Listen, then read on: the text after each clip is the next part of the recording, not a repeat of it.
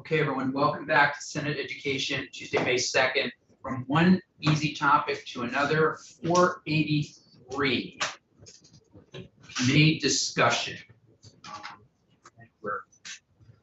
I think I know where everybody is actually, but want to open it up for conversation and discussion. As you know,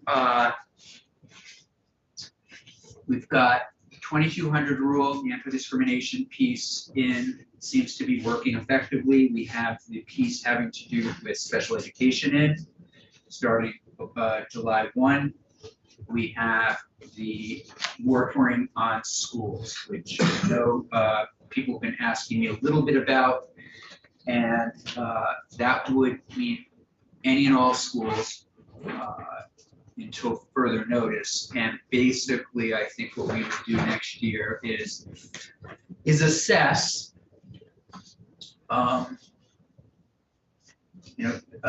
to see how many, and we could talk to the state board about this, how many districts are in the queue, or how many schools are in the queue. Why would they want to start a new school? Some people have mentioned the possibility of special education schools starting, but the only way to do this, given court cases, etc., is one blanket moratorium for the time being on new school starting. So I think everybody knows where I am on this bill, but this is an opportunity for committee discussion, and that's it. So, Sheen, you want to start the conversation? Sure. Well, I think, first, I think the moratorium is the most important piece. It sounds like that's also moving in a different bill, appropriations, right? So the moratorium is important. Ending the international schools situation is important. That discrimination piece, I like that. The tuition piece regarding the subsidizing of private students using public dollars and how you have to divide that. I think that is one of my concerns, and I'm not sure. I feel like there's a lot more understanding that needs to happen there as to the impact that will have. Yeah. Can you explain that some more? Yeah. Can we look at it in the bill? Yeah, sure. Speak to it. This is my one without any notes. I know. I Actually gonna- find my notes. Notes too, right? I think the way it was written was pretty much as Senator Sheen just outlined, which is public dollars cannot be used to offset costs and needs of a private pay student. Oh, okay. I think that is. Yeah, that it can't be subsidized. And you have a problem with that, or you don't? I just don't quite know How you do it. fleshed out enough and what the impacts of different schools and how they have to change things, both for current students and existing students, and what towns will have to do to backpedal to reassess what they're paying for tuition, because the schools will be changing what they pay or what they require towns to pay for tuition, as far as I understand. I mean, we could ask the President Pro Tem for funding to look into that this summer and pull together a group of legislators and others. I think it would require, and we would have to take some testimony. I don't know if it would, I'm guessing it would require 2 sets of books for the school, but maybe the school kind of does that. I don't know. I'm not sure what it does in the end, but that's, I mean, I know that I had an email from a constituent, and I don't know if this is what you're talking about, saying that the tuition kids going to that school are paying more than the non-tuition kids. Does that make sense? Is that what we're talking about? so are you saying that tuition, the kids that are coming from a tuitioning town are paying more Yeah. than the others? Right. And can we make it so that it's equal? Well, that's a local, I mean, school board set the tuition rate. I mean, I always say, we can do whatever we want with the legislature, but, I mean, it would clearly have to take some testimony on it. And look into it, or we could even look into it in December. Try to understand. And Senator Hashim, I'm trying to understand, so you're thinking it might interrupt schools right now if it passes like that? Yeah, Yeah, that's yeah, one yeah. piece of it, but I'm actually just trying to find it. Yeah.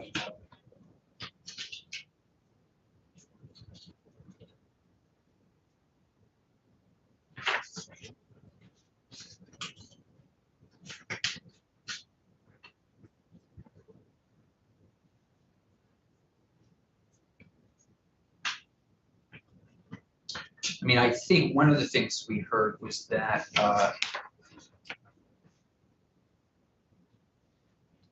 and again, we haven't, people want to see the numbers, take more testimony on this at some point.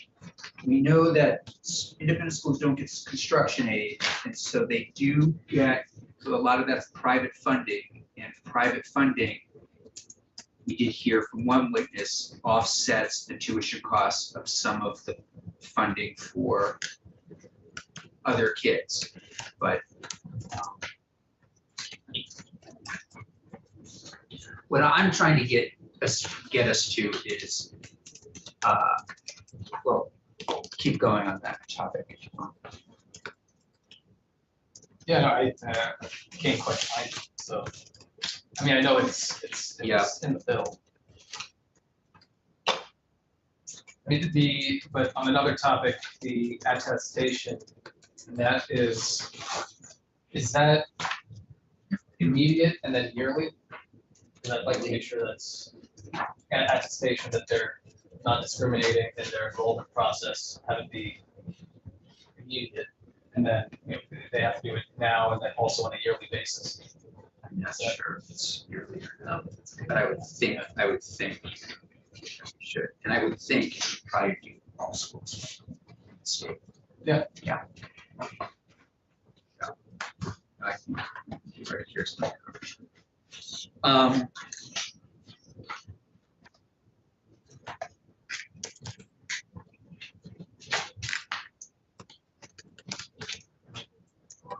Okay, see if my very marked up.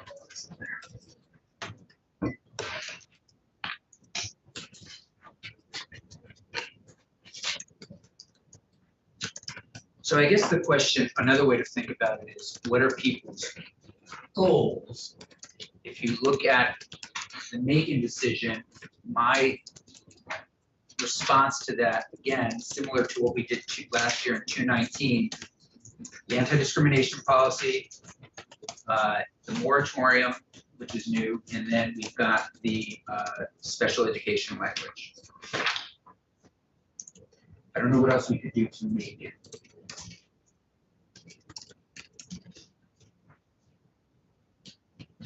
Yeah, I don't know either. Other than the volume. Then the other option is 66. Yeah. Or 283. Um, I mean, that's how this conversation first got started, was Macon. right. Is it my turn to speak? Yeah, whenever, we're just having a conversation. Okay. It was, Unless Senator Senator Machine, oh, no. and then, No, we're just chatting. okay. We're not gonna, Well, I mean, I think you all know that I I would like to vote on this. I think, I'm new here in the State House, as everyone knows. But I get the sense that this is something that comes up every so often. It's sort of like this accountability piece with independent schools. So it seems to be a sticking point across the landscape, legislative landscape. And to me, this bill is fairly, relatively innocuous. I think if you look at the title of it, it's an act relating to the accountability and oversight of approved independent schools that are eligible to receive tuition. And I just don't see where this is gonna be that much of a hardship for independents. I don't think it's going to cause any of them to close. I don't think it's catastrophic. And I think at the same time, it does achieve some accountability and oversight that, for me, as you guys know, I use the word equity a lot. It seems to like add to sort of a more equitable landscape in terms of like what our statewide education system looks like. So I would love to vote on it. I really applaud folks who work on this. I think it was like a nice balance between accountability and oversight, but not being too stringent or limiting to schools. So, I mean, I wish someone could be a little bit more clear on what they don't like about this or what they think is really horrible about this, because no one's really been able to express that. So I mean, I can say just from where I'm sitting, and I'd be interesting to talk to the prior chair. I feel like in a way there has been this interest kind of from some folks to deal with this kind of stuff, but I don't know still what the problem is. The problem for me is me. Like we said last week, I would much rather be talking about all the things that are happening right now with kids, honestly, than this. And so let's take the interview process, for example. We heard that there's an interview process for CTE programs. We also heard that not all public schools take kids. They can expel kids, get expelled, you can't go to the next school. I mean, there are all sorts of things out there. So it's not quite black and white for me on let's say, the interview process. I also was compelled by this kid. There are situations, and I've talked about this a lot. Happy to keep talking about it though, honestly. It's just not a fit for the kid. That's why that's why we have so many special education schools, or therapeutic schools in the state. And I do worry about, and I know you do too, teen suicide in LGBTQ kids. What's the right spot? We heard about the family that had to move. So that interview process, if you're gonna go to the campus, you're gonna get a sense or a feel of what that's like. I don't see that as an accountability kind of thing. Accountability to me is if kids are leaving, if we had your parents and your kids weren't being educated or experiencing those things. What I think this is, honestly, is kind of again, for me, Macon is the most important. And I think that has been accomplished. When I think of my goals, I believe we have done a solid job, and then we reassess next year to see whether or not, based on 2200 rule, special ed, and the moratorium where things are at. But I came to this with, and we did last year, Macon. Right, so I again, I'll just weigh in. I think there will always be individual cases of a kid who's not happy somewhere. That's just, that will that'll always be the case. Yeah. I'm looking at it as a system that we need to invest in, that we need to support, and that we need to hold accountable. So if there are kids who are failing in a system, then the AOE and whoever else, whatever other governing body you have, needs to step in and fix the problem. Will it be fixed for everybody? Probably not. But I'm looking for what is the best system that will benefit the most kids. And I'm particularly interested in, obviously, our most vulnerable. And by that, I mean, you're right, LGBTQ kids, kids from the global majority, kids living in poverty. We have to build a super strong system to, as you heard me say, right, lift them out of poverty. It's always, education was always a great equalizer, and that's kind of what we need to be focused on as far as I'm concerned. Yeah. I agree with you. I want to work on other stuff. Yeah. That's why, and I was hoping you might want to testify, but I would, we're gonna be, it sounds like if we don't vote on this, and if we can't move it, then we will be again next year dealing with this. Well, it depends on really what the goals, everybody's goal really is. Again, for me, speaking for myself, my goal coming was Macon. How do we deal with Macon? I would much rather deal with it, the pieces that we have, move forward and work, and might we tweak something, might we find something over the summer that we would need to tweak in terms of accountability? I don't know how interviews get to accountability. I just don't. I mean, not requiring interviews, not, that kind of thing doesn't, Senator Hashim's question about the funding, okay, we could maybe pull that kind of thing apart. I'm not sure how what's gonna make, I mean, again, it depends on people's goals and objectives. as much as an interview can be used by a student to choose a school, it seems like it could be used by a school to choose a student.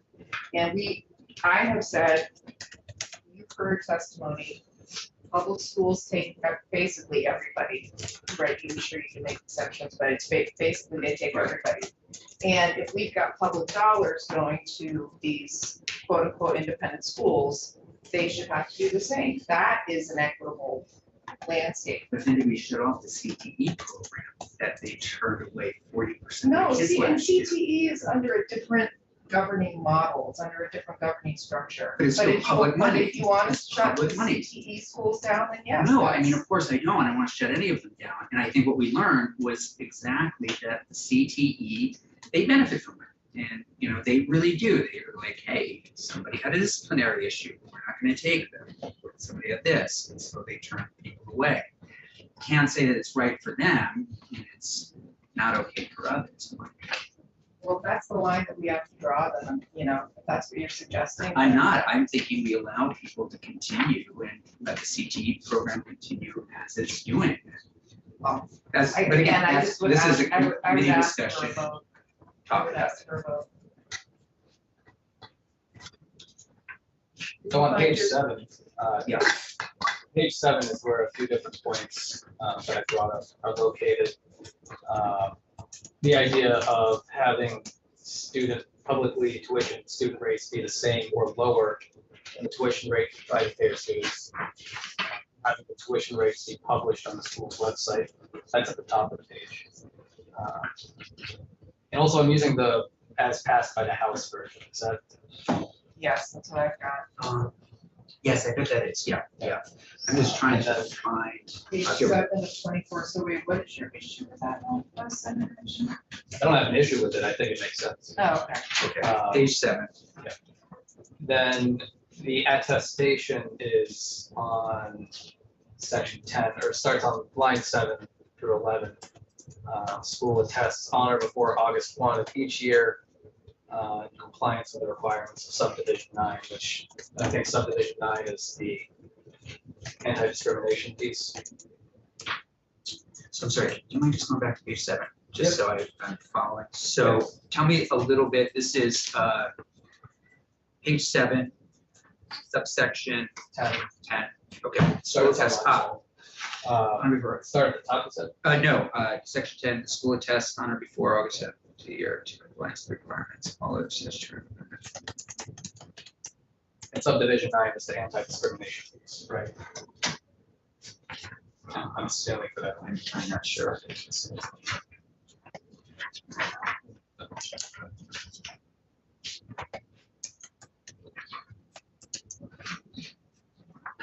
And again, we're just having committee discussion. I'm trying to get a sense of where people generally are.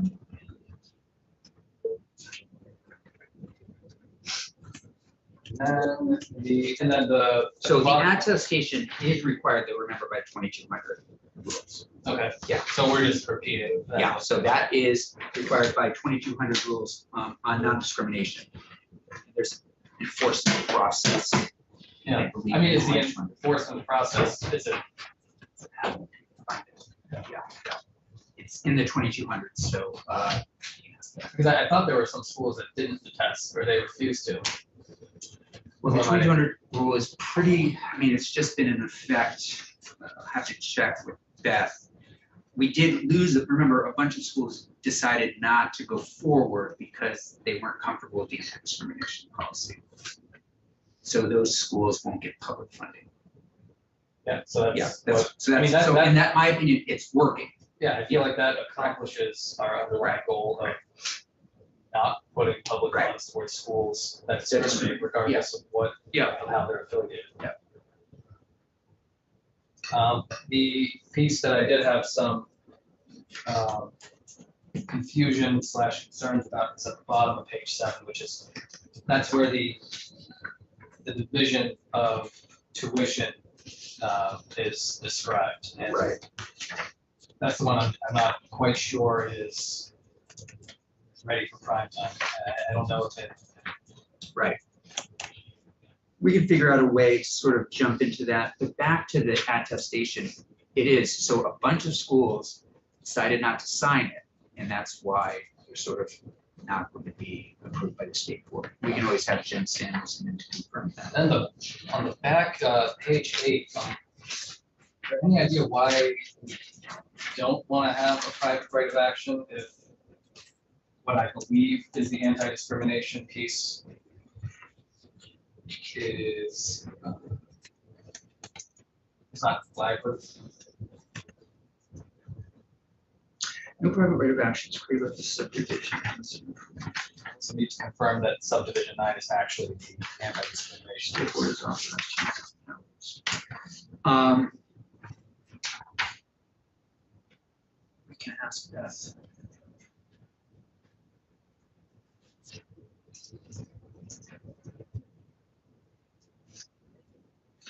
Yeah, I vaguely remember, I don't have my good side by side, so I was just expecting just to get a sense of where everybody was.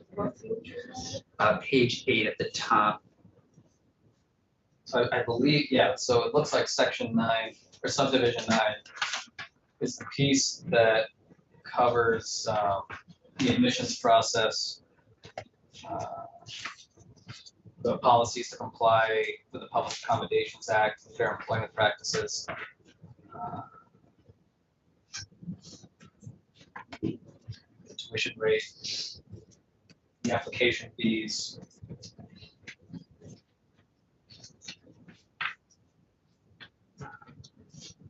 And and non-discrimination is located at the very end in subsection I. So is there a problem with that? I mean, have we got any independent schools that are not doing those things? It seems like it. Well, it seems like it, but, you know, I think this is a solution looking for a problem. I I don't, really don't, is it functioning right now? I really think we need to just leave it. It's not voted. Well, we're If I just have to having vote on a right now, discussion today. yeah. David's not here. I want to be respectful to Right. Senator Weeks too, but I wanted to get a sense of where people are on this. And if I were to summarize, correct me if I'm wrong, I think there's one person that would want and ready to vote on the full enchilada. Correct. Okay. One who might have some concerns about certain sections. Yeah. And then the two of us who are happy with, at least at this point, with what we have done already. And want to see that wait and see what happens next year. To see how the 2200 Act 173 and the moratorium take effect. so the moratorium that is being included elsewhere. Yeah.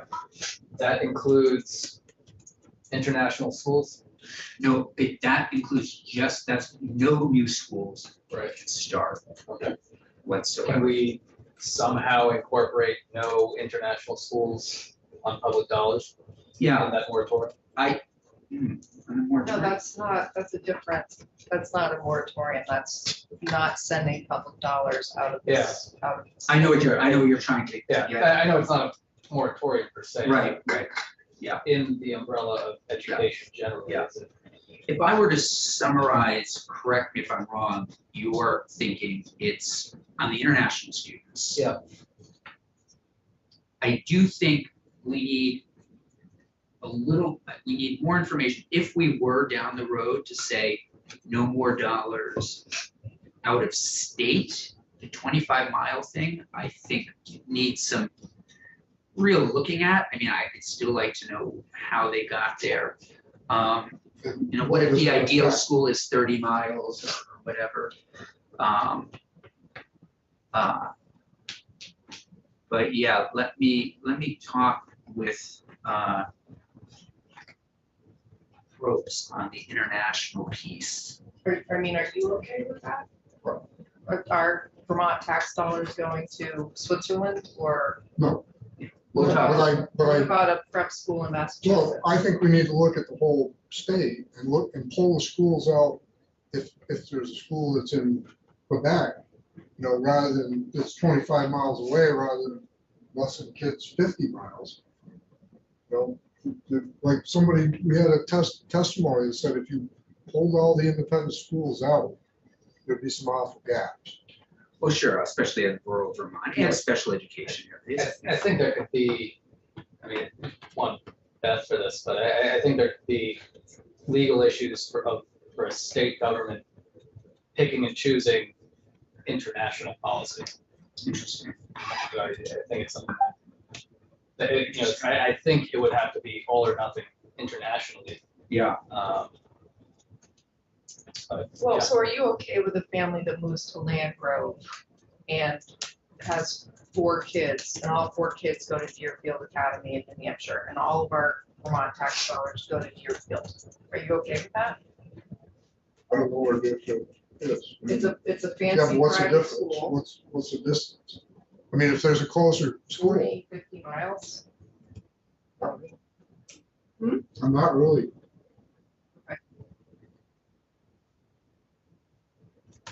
Are you, I think I don't think the therapeutic schools, I understand that there are, there are circumstances where it makes sense that, there's a very specialized school for somebody with needs that can't be met even anywhere in New England. I think that should be an Go exception. wherever you need to go. Yeah, I agree. But,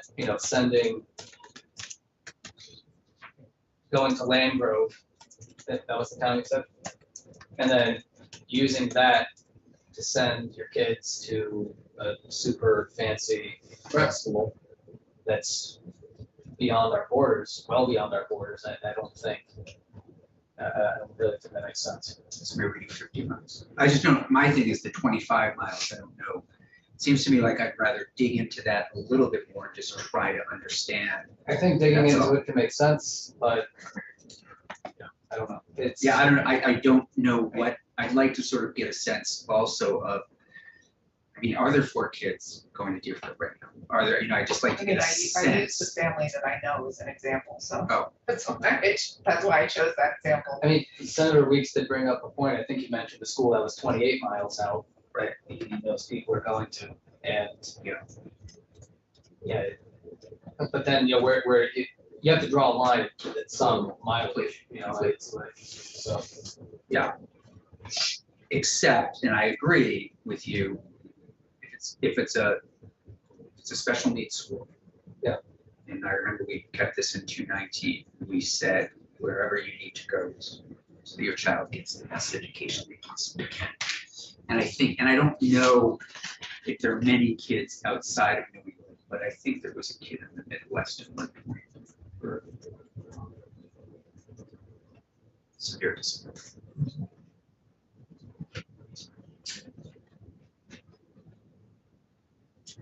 So that helps me to understand where people are.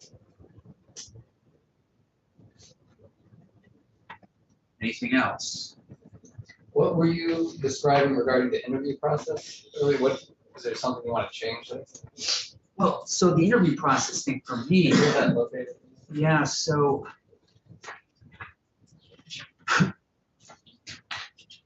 I like the kids. I mean, getting rid of, I guess somebody would have to make the case for me why a kid should just have experience, an interview, campus tour, get a feel for the place, see if it's a good fit, that kind of thing. I don't know where. I think That was my, that might be in subdivision 9.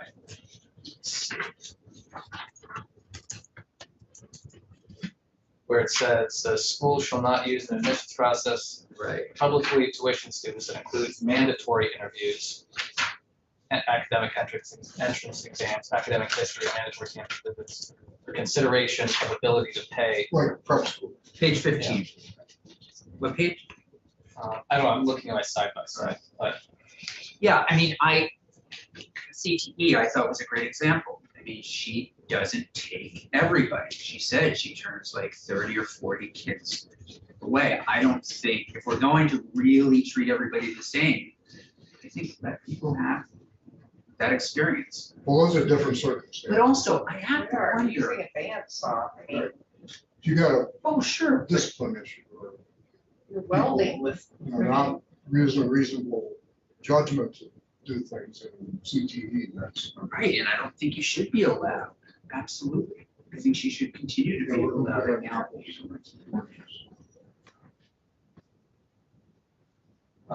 the other thing, I have a note here that says that, and it's next to,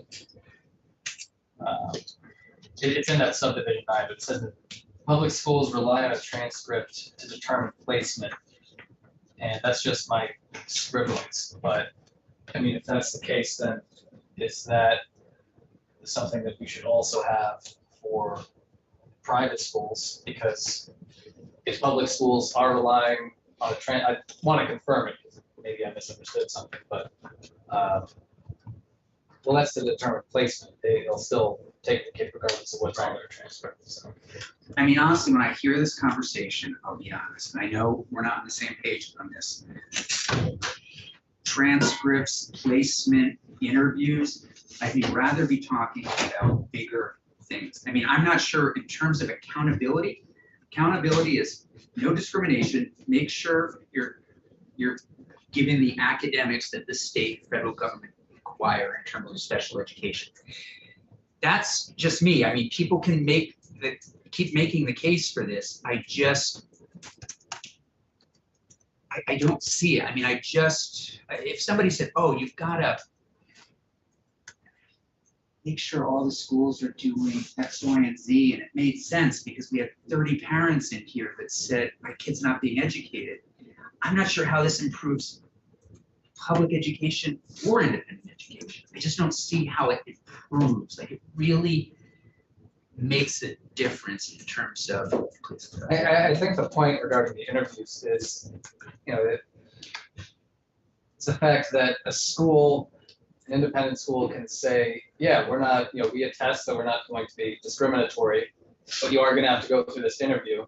And in the back of the admissions officer's mind, they can say, yeah, we're not going to let this kid in for whatever reasons. But of course, on the record, they can say, yeah, we just don't think you're a good fit for, maybe, I don't know. The more nefarious reasons. Right. And I feel like the nefarious reasons are what we're trying to get at. Right. Right.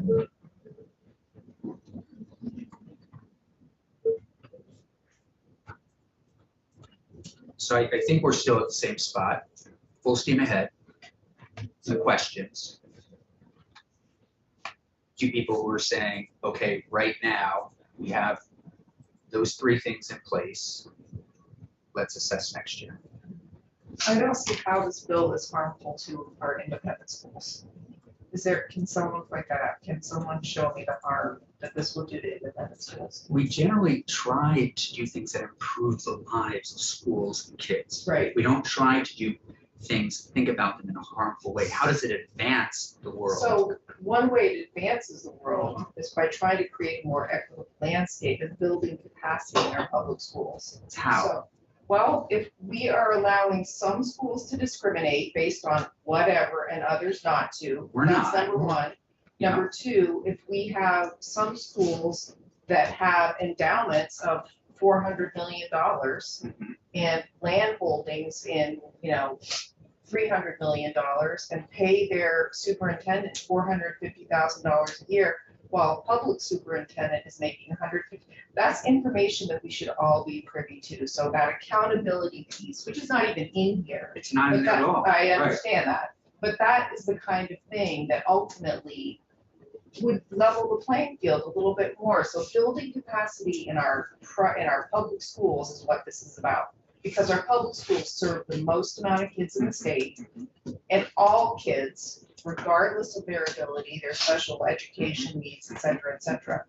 So, And that's also remember what Act 173 is about to do in all of our independents. And we do suspect there is going to be, as we've heard a little bit, some independents that are going to close because they're just not going to do the special education.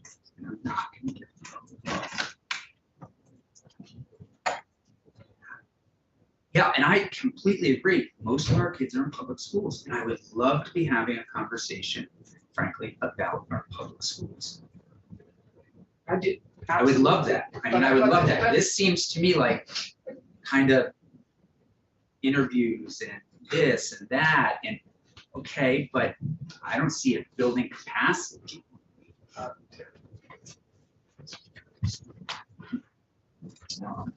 Yeah, I mean, And, there are some areas, remember, there are no public schools. We know that.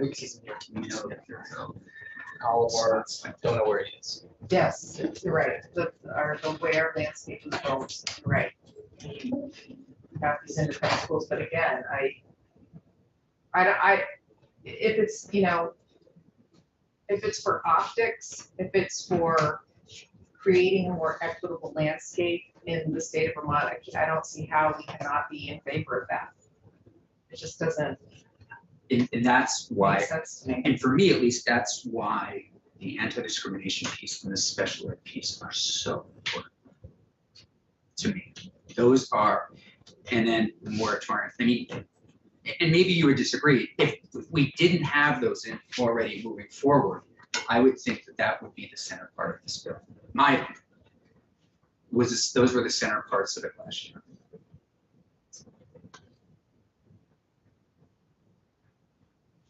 I mean, yeah, you've made your. No, we've all made our. Right, Yeah. everyone's made their cases.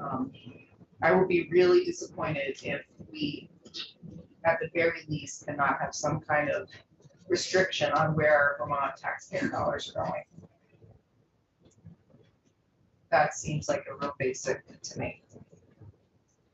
Seems like I don't want to speak for everybody, it seems like there's a general, somewhat of a consensus that we don't want to send taxpayer dollars overseas. I don't- So I we- don't- My Senator gut, Weeks had- yeah, I think Senator Weeks also had that concern. He was, I think he's not here, I don't want to fully speak for him, but he had a very good point. Let's find out who the kids are, what the situation is.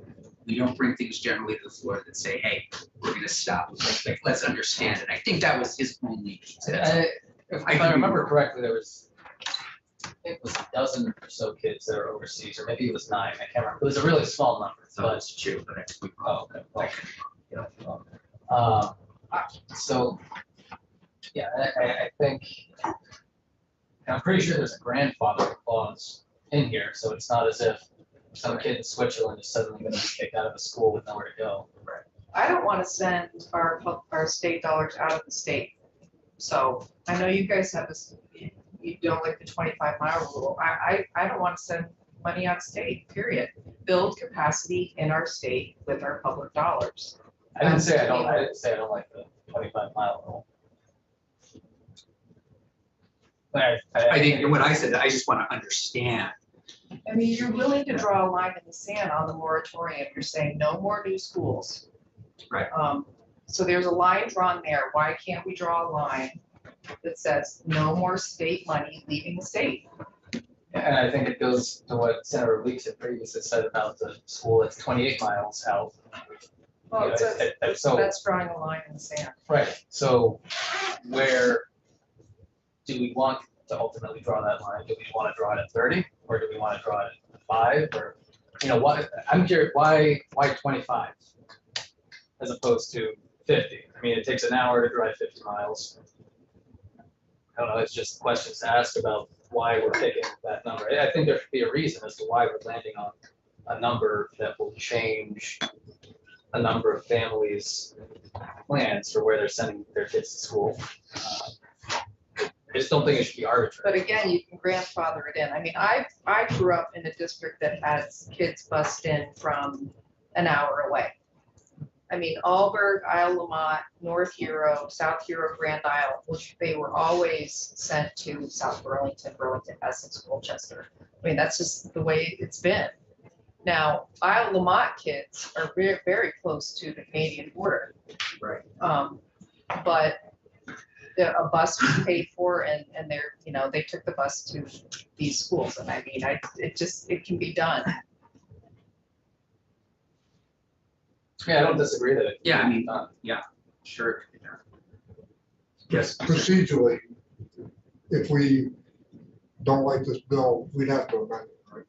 Send it back to the House. Yeah, I mean, it's, you know, anytime you don't make a bill, you Is generally it amend it. doable? I mean, could- I don't, that's why we're having this sort of committee discussion to see where folks are at. Yeah. Anything else?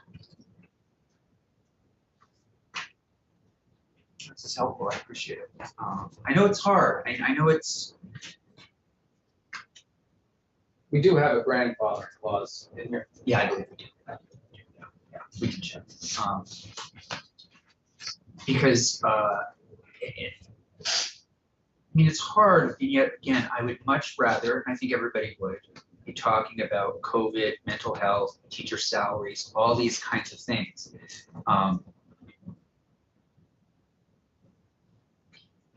And frankly, I think the people that are leading this charge should be also working on those things, honestly. I think if this is what the public education advocates, this is the biggest, most important bill for them. This, given all the issues we have in the state, yeah, I'm disappointed. I'm frankly really disappointed. Well, I think That's me. go ahead. No, I was just gonna say, I think one of the very underlying issues is the fact that with every kid that leaves a public school, that's less money that's going to the public school. So there's less resources to do the things like raising teacher salaries or financing programs that are helpful for kids with special needs, or you know, doing the things that a public school wants to do. So I think that is the underlying issue that is slowly deteriorating public schools. That's what I think is at the heart of it. I mean, for me, the heart of this has been, at least again for me, is how do we deal with Macon? I think there are a range of schools out there, some public schools that are doing incredible work, even after COVID. And then we've got some schools that also need our help and our assistance, and that's where I personally rather focus. But There's also a number of independent schools that are doing nice things or great things. It's a huge art. game changers, Yeah. game changers. So I think of the Compass School, honestly. Yeah. That's a spot where kids need to go. And I would say, you know, you look at everybody wants to paint the brush of all these kids that go to independent schools are rich kids. St. Johnsbury, Linden, and even Manchester, there are free and reduced lunch levels. But there's nothing in this bill that would change that. No. I'm just talking about, we're on the topic of what independent schools are offering to the community, things like that.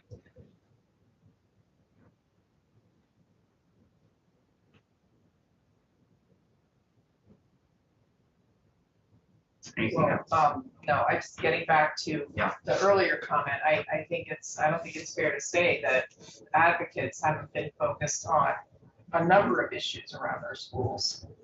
One thing that they've been advocating for is pause on the PCB testing, which is another added stress on the system, particularly the private system. But again, I know that nothing's gonna happen with that either, but it's not fair to say that this is the only thing that they've been advocating for, because that's not true. I mean, frankly, I would push back on that and say, the PCB testing, the question is, are you doing something that administrators want, or are you doing something that's good for kids? And I like to keep focused over and over again. And I believe PCB testing is good for kids. I think this landscape of schools that we have are good for kids. I even think the hazing and harassment conversation we had, if we lowered that standard, that's good for kids. Every one of those issues, the public schools folks say, no. I believe they're good for kids. They're saying they're not good for kids. That's disconcerting to me. It really is. It's about, How is the testing good for kids? Just explain that to me. for me, knowledge is power. And if you're in a school, all of a sudden it gets tested, and that is so high, you know that something has to be done to that classroom. But if your district doesn't have the resources to pay for it, and the state isn't willing to pay for it, then what do? We have the funds set aside, as you know, in 486, that actually put money there and are released to use those funds. Those funds, nothing is in those funds. The 16 million that we gave Burlington, there's, I don't know how many millions of dollars for that, but those are the dollars that are going to be used for some of these schools.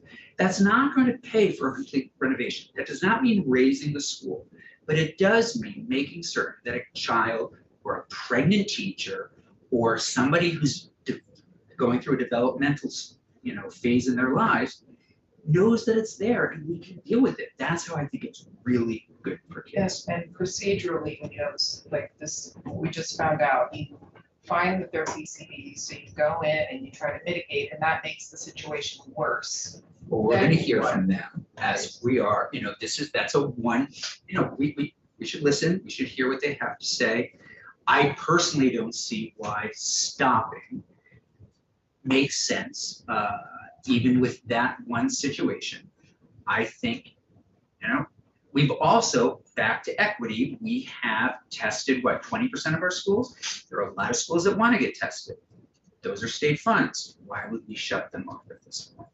I get it. It's a hard thing that's happening out there. No question about it. We'll hear more from that chat. So those are the three things for me that I think are kid-centric, in my opinion.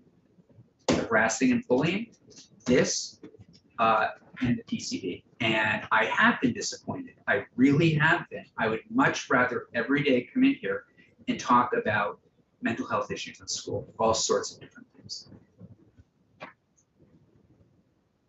But we can agree to disagree. Anything else? How many of you are going to request to get off of the committee? So look at me. All right, good. Okay, I'm going to go to chairs in a little bit. I think we're adjourned for the day.